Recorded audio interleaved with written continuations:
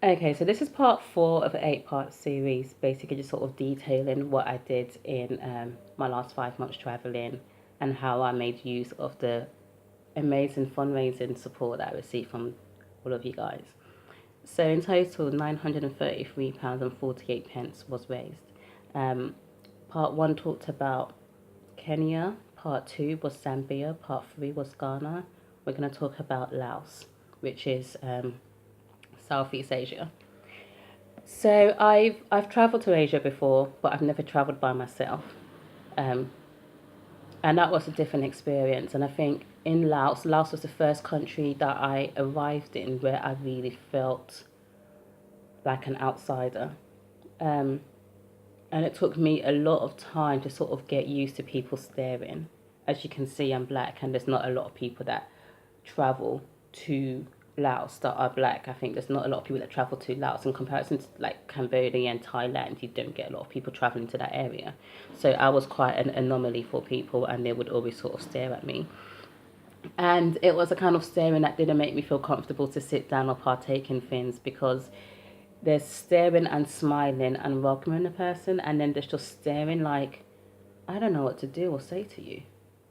I know you've come into this restaurant for food, but I really don't know if I can offer you food. Like I don't know how to approach you, and that was a bit unraveling at times.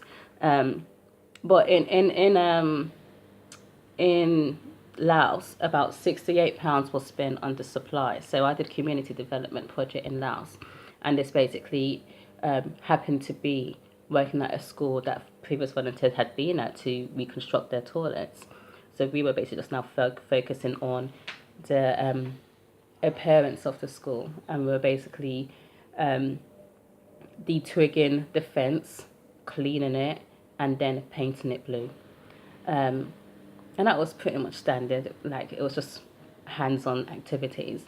But it also meant because we did it during school hours, during break time, we could interact with the kids, and that was always a great experience. Just sort of sitting down there reading to them. I had kids teaching me how to read in their local language. So we had a book which had English and I at least I wish I could say Laotian, but I don't think it's called Laotian. I've forgotten what the language is called, sadly. I haven't really prepped and written fine detailed notes of what I'm going to say. I sort of want it to be a bit authentic. So sadly, I can't tell you what their language is called, but I think it's Laotian. Um, but yes, so we had a book, and I would read it in English, and then the kids would read it in the local language, and then at sometimes we'll switch it over, and they'll take a, I would basically repeat after them, or they'll repeat after me. So that was all pretty fun. Um, in Laos, I basically did a bit of gallivanting by myself. I did that in every country. Um, and it is a nice place. It's a peaceful location. It's like everyone is like a Buddhist or a strong believer of that culture. Um, so everything is really peaceful. Like in Vientiane, it is the capital. I think it's quite a new capital.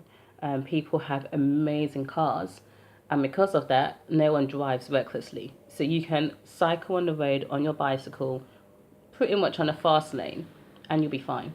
Um, and that was the only country where I could say I cycled on a bicycle in Laos, and I didn't feel like my life was being compromised in any shape or form.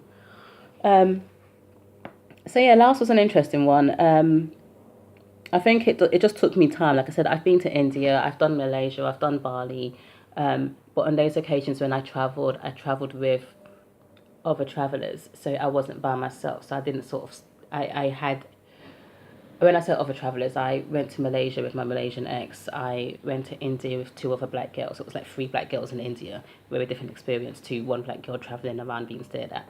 But it was a great experience, and I would definitely say if anyone was to go there, venture out of Vientiane, see the other locations. The night buses do you well. You can pretty much get anywhere within Asia on a night bus, and it's so convenient because as long as you have an idea of where you're trying to get off and you just stay alert and you know how many hours it may take you to get there, then you're fine. You'll get there. And I guess that sort of sums up what I did in Laos.